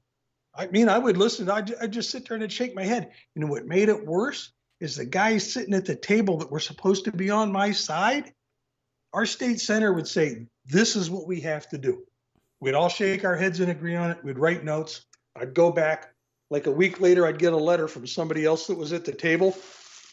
And they would, well, I was talking to so-and-so, and I think we ought to do this. And it would be almost opposite of what we discussed. And I go, that isn't what we discussed and agreed with to our state senator. I go, didn't you hear him say that we all have to be on the same page? You know, even if there's a little bit here we don't like, we all have to be on the same page. He goes, we can smooth the language, you know, once I get it there, once we get it to be a bill or whatever. It's like renegotiating the rules as they go along. Yeah, yeah. And I'm just like, man, I don't want to. I don't know, Mike. I don't know. I know my grandparents are turning over in their grave. I know my dad. My dad probably have another heart attack, and he's passed already. You know, I'm thinking, man, it's just amazing that things I hear people say, like the woman that came into your shop that was from Georgia. I hear people say things, and I'm just like, did I hear that? Yeah, you can't, and I don't want to argue it either, right? Because I'm in a small town and people already don't like me, right? So I don't need the extra stress, right? You know what I'm saying? Oh, and you know why I'm hated in my town? Not because I'm on YouTube, not because of my political views, not because of my religion, not because of any of that stuff, not because I'm a man, not because I'm considered white or whatever. Do you know why I'm hated? Because I opened a business similar to another business in town. Yep, and they don't like you. Yeah. Yep. Yep, I've been there with that. I've been a firearms dealer for 36 years. Just selling out of my house, just a hobby. I was an officer in a gun club. So I would supply a lot of the members and a lot of people I knew with supplies and stuff. It was just easy to do, and it was a hobby, and it paid for my stuff. And I'd get all this gruff from the local gun shops. And finally, I told one guy one day, I says, you know why they come to me and not you? I go, because the stuff you're selling is over MSRP. Well, I got to make $1. I got all this overhead. I go, what overhead? You've owned this building for 50 years. You get a prime piece of real estate. I would go check their taxes and everything. Well, I do this, and I went to school, and I did that. And one guy said to me one time, he goes, why don't you try opening up a real storefront? And I go, because if I did, I go, what would you do for a living? Yeah. I already got your customers coming to me now for issues and problems, I'm going, but I still do my own thing. And I got a local shop I work with. I was doing some work for them, but I'm retired and I only do so much, I have to be highly motivated to go do things now. Well, somebody is asking a question on this. We'll ask your wisdom from your wisdom here, Black Powder. It says here, someone's asking, how much gold do you recommend someone should try to own? That's a really good worded question. Let's ask from your wisdom. If somebody wants to get off of the fiat currency and want to own a bit of, let's say, gold, how much gold? I keep thinking like 18 to 20 ounces of gold is enough for a severe emergency. Yeah, the thing about gold is, one coin is what, $1,700 now? If it's a 1 ounce coin, yeah. So I'm going by the ounce. So like 1 ounce, let's say the 1 ounce coin, I'd say 17 1 ounce coins will get you over a really bad, like hyperinflationatory, you know what I'm saying? Yeah, but what you have to look at, who you gonna trade it with? Because if you walked into the bank and say, here, I'd like to pay my mortgage payment, here's a gold coin, would they take it? Well, if it's bullion and it's stamped and dated, yeah, they would. They should. Yeah, see, I've never done that. Now, silver coins, I used to go to gun shows all the time, and guys would come up. I'd have some boxes of cartridges or a case, something they would want, and the guy would go, would you take silver coins? Okay, yeah. He goes for what the spot is today? I said, yeah, I'll do that. I'll take that. I'll do that. I did it a couple times. It wasn't a great amount of money, but how much gold should one person own? to get you over a hump. How long's the hump? 90 days? 6 months? They always say you have 6 months. What was it 6 months of your wages saved to get you over the hump? So if you were making $100,000 a year, I'm going to say you want $50,000 in gold. Yeah. Because that's if I see we're looking at hyperinflationary territory that if your country's currency goes to shit, right? And if it does, which is we're starting to see signs of hyperinflationary, it's the writing's on the wall. If we do, at least even silver will help you. Oh yeah, silver would be easier to trade because somebody could go, I got this silver coin, it's worth $20 or it's worth $25. And you got in a hyperinflationary situation, one ounce should go for anywhere from $200 to $600 an ounce. That's when the currency goes to crap, right? Yeah. Everything would be just. I mean, it'd be crazy. It'd be, I watch some shows of what happened in Africa when what do I want to say? They were when they were colonized, when the colonial people left, as their agreement, 100-year agreements went out. And you got people in villages, they're selling gasoline in plastic 2-quart or 1-liter soda bottles. Yes, they are. Yeah, and a guy would pull up and he would get, buy 5 or 6 quarts and he'd pour it in a truck. And they would show a picture of the road. One was Sierra Leone. They'd show a picture of the road and the highway that everybody drove on back in the 70s. Beautiful looking country road, right? Beautiful road. Mm-hmm. Now they show it now. You can't even find any asphalt. Everything's all rutted up. And people will come up to a little village and let's say a couple truckers get together and they fix the wet spot, a mud hole. They fix the mud hole. They'd come back through a couple of weeks later, it'd be a mud hole again. The villagers would go out there and dig it all out because you would have to pay them to come push you out of the mud. Yes, that's right. Which is, I'm like, they're making money. They're ingenious, but It seems to me if you would keep the road nice in front of your village, people would want to stop there, maybe get something to eat, have a drink, then go about their way. It'd be a nice little rest stop. That's how I look at it. But these people don't because they're 2-3 generations removed from where it was nice at one time. They don't think that way. That's my opinion. Let me throw my opinion out there about Canada on that. Who's going to take out the garbage in Canada when there's no middle-class workers anymore or middle-class people can't afford to live in Canada anymore? Who's going to maintain the infrastructure here? That's the problem. That piece of crap house I showed you guys earlier that went for $1 million over asking, that sold for $2.5 million. And that's a piece of junk house that should be worth $60,000. Who the hell, if people can't afford to live, who's going to take out the garbage? Who's going to maintain the infrastructure? Who's going to take care of the streets? Who's going to fix the problems? It's not going to be, you know what I'm saying? Yeah. Who's going to pave the roads? They're talking about getting rid of petroleum. Oh, they get on a rant here in Georgia about, all the Green New Deal stuff and getting rid of petroleum. We want to get rid of oil. We want to get rid of this. Now, I'm a retired power plant engineer. So I get a little insight on this natural gas thing. When they started all this fracking 20 years ago, they said, well, we're going to be able to convert all the coal-fired plants and oil-fired plants over to natural gas because it's cleaner. We're going to run big turbine engines, like a jet engine. We're going to run the generator, and it'll be so much cleaner and so much better. Well, now they're talking about blackouts, rolling blackouts. Woo!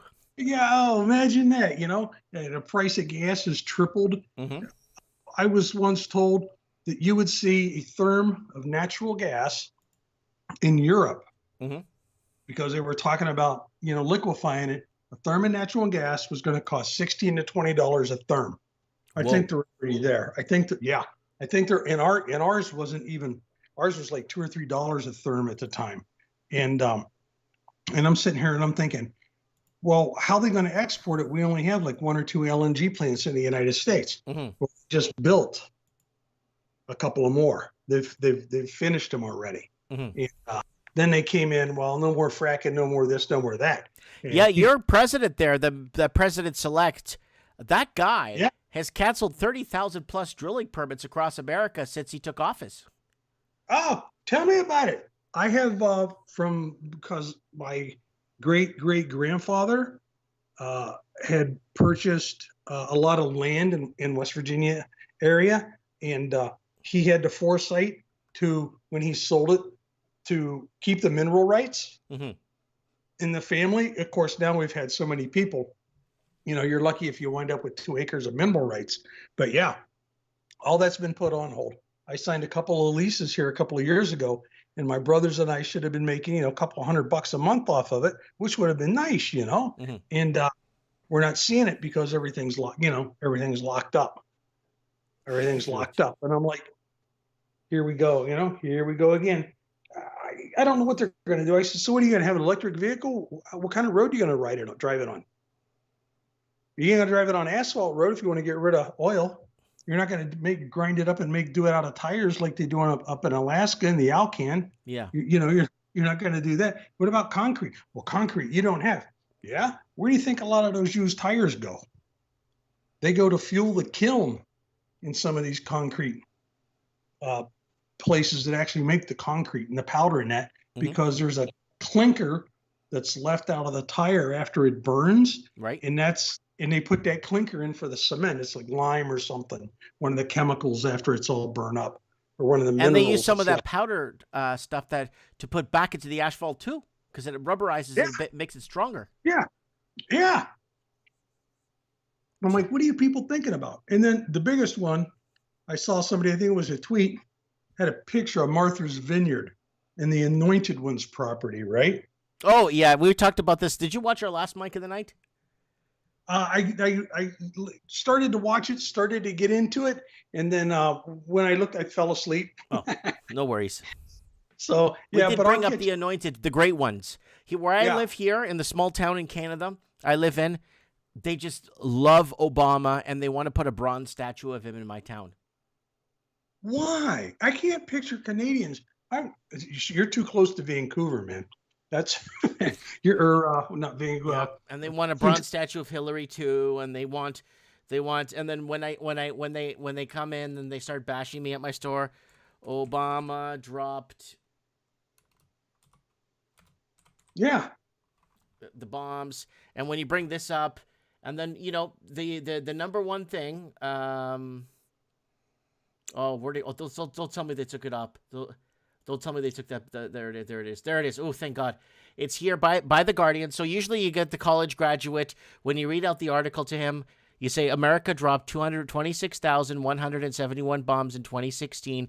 What a bloody end to Obama's regime. That is 3 bombs every hour for 24 hours a day during his regime.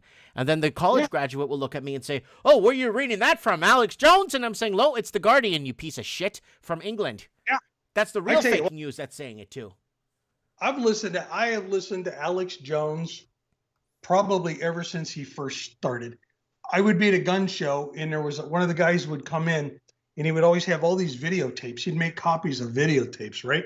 And he'd come in, and I'd be working my table, and then I would be working the table for a group I belonged to.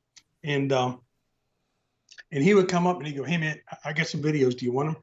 He goes, they're not really good quality. They didn't burn well. He goes, but take them home and watch them. And I would take them home and watch them, and it was Alex Jones. It was Endgame and all those videos he had out a long time ago. Mm-hmm. And I'm going, and I'd listen to him when I was at work. I just kind of turn it on, let it play in the background. And a lot of times his rants, he'd get off on these tangents and he'd like go crazy in that butt. But I told people, if you follow the links to the news articles he provides or used to provide in his show, you could go read the article for yourself. Yep. And then you can make a decision. Is it bull? Is it real? How much of it's propaganda? And go all back. I mean, when you boil water for a living, you got a lot of butt time to read. Mm-hmm. And there But was all kinds of stuff I used to go through. All this off-grid stuff people are talking about now. I'm involved with a bushcraft group here in Georgia, and we get people come from all over the United States this last time around. And a lot of the stuff they're doing, a buddy of mine there, and he used to do a lot of black powder, the living history stuff like I still do. And we'd watch people doing something, and he'd look at me and he goes, "When'd you learn how to do that?" I go, "I was about 14." We'd start, we start laughing. We just, yeah, okay, walk on. Who's got beer? That was our main goal. Okay, who's got the beer today? But yeah, let me go man, here.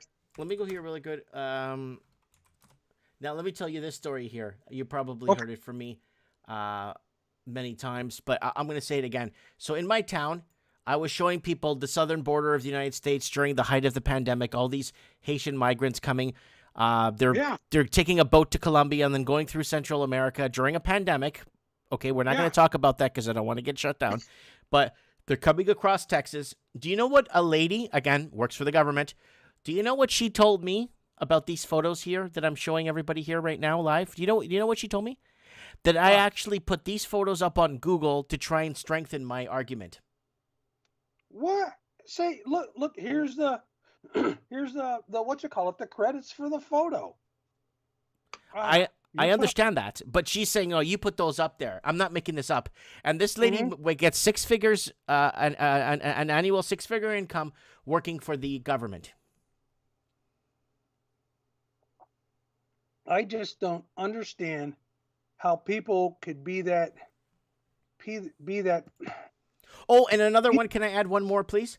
When I was talking about how the Western countries like Canada, United States, even Brazil, all these countries are European expansions built by Europeans and European settlers. And then I said in the town of Merritt, it was a lot of Dutch settlers that came from the Netherlands or the Dutch. They came here and they built the town I'm in. And a lady came in an hour after I did my live stream and says, "No, Mike, you're wrong. This is not a European Dutch settlers or Dutch or Netherlands. That's not Europe." What? Yeah, and she works for the government too, makes six-figure income. The French went all the way across the top part of United States and that lower part of Canada, all the way down the lakes as far as they could go. The French went down through there, Hudson Bay Company, the Dutch. I mean, there were traders. If you go back and look at the Indian Wars, just in the United States alone, you would see, if you go up to St. Louis and go all the way up to Minnesota and cut across, it's like the French were some of the first Europeans there. They were already trading with everybody. Yeah. Well, the Portuguese were first everywhere, but that's okay. Because they were the first to actually map out the whole world. They were the first to actually create the first world map. They were the first to go all over basically to map. Well, they mapped Australia, and then the Dutch get the credit for it. The Dutch didn't do nothing in the 1550s and the 1600s. The Dutch were stuck in Europe. The Portuguese were all over the world already. But anyways, that's what I used to tell people. I used to go. They said, "Well, this group was here and that group was there and this group was here." And I go, "Look, man, I've been to the Philippines, okay? And when I was first in the Navy, even though I studied this in school, I look at two guys I work with, both Filipinos. I go, why does one of you guys have a Spanish last name, and the other guy's got like a Japanese last name?" He goes, "Because the Philippines was," he goes, "the Spaniards, the Portuguese, came to the Philippines," and then the other guy goes, "And then the Japanese were in the Philippines too." Everybody kind of went back and forth. And, and if you go all the way down, everybody would say, "Oh, this and that, this and that." I said, "Nah, man, the Portuguese were crazy, man. They were all over the place." Yep. They were, everybody might have been Spanish or French or whoever you could get on a ship, people out of North Africa.